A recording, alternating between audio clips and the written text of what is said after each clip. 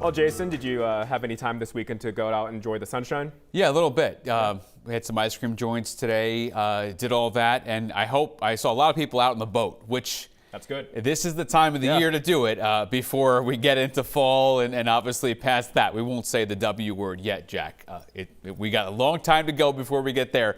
Live webcam in gray right now is all clear, nice and clear. By the way, I am a snow lover. Don't tell anybody. But right now we're talking about August. Better sleeping weather, lower humidity in the forecast tonight, except along the coastline, especially the southern coast, still a bit sticky. We're dry for one more day. It'll be warm, though, and tracking the tropics with 2 Atlantic storms that are heating up down in the Atlantic Basin. Right now, it's very comfortable. 50s and 60s, just a perfect Sunday, summer night. You know, the last, obviously, Sunday of August, checking in. And humidity-wise, comfort factor up in the North Mountains and North Woods.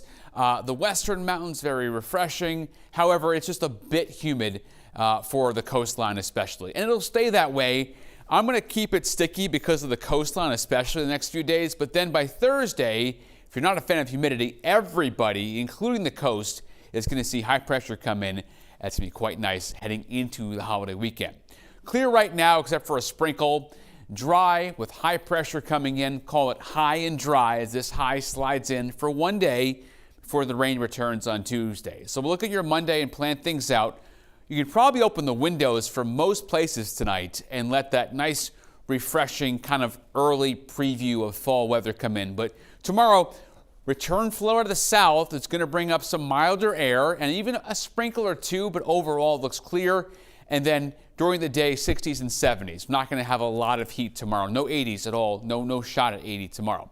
The tropics. Now, this is a lot going on. 2 systems keeping an eye on and tracking very closely. Hurricane Franklin, north of the Turks and Caicos, and then we have tropical storm right here, Idalia, that moves into the eastern Gulf in a few days. Let's do Franklin first here, 105 mile an hour wind. By Tuesday night, it's a Cat 3, 125 mile an hour wind northwest of Bermuda. That's the dot right there in the Atlantic. It's going to go north of Bermuda, but remember now, tropical cyclones, the worst weather is on the northeast side. Bermuda is on the northeast side, so I'm going to watch out very closely there. More importantly for us, this is several hundred miles away from the east coast. However, this is going to send those waves, the seas, towards us, okay? The swells, 10, 12, 13-second swells, okay? And that's going to create rip currents up and down the east coast heading into the holiday weekend. And there's a blog and a video on newscentermaine.com, also on my Facebook page if you want to check that out for more detail. Here's Idalia that's going to move up, just miss Cuba by maybe a mile or 2, if not the western tip. And as we get into Tuesday night, Wednesday morning, it's a potentially close to a major, but at least a Cat 2 landfall in the Big Bend area of Florida, up near Charleston after that, with big impacts for the southeast, especially Florida. So this is a storm you have to watch very closely if you have family, friends, relatives down in the Florida Peninsula. For us, it's all quiet, no small craft, nothing up for us, seas 2 to 3 feet. Monday, it's a nice day here, very relaxing if you're off. It's not quite Labor Day yet, but more humid on Tuesday. The rain comes in Wednesday. It holds off until Wednesday morning especially, and then it just becomes incredible heading into the holiday weekend.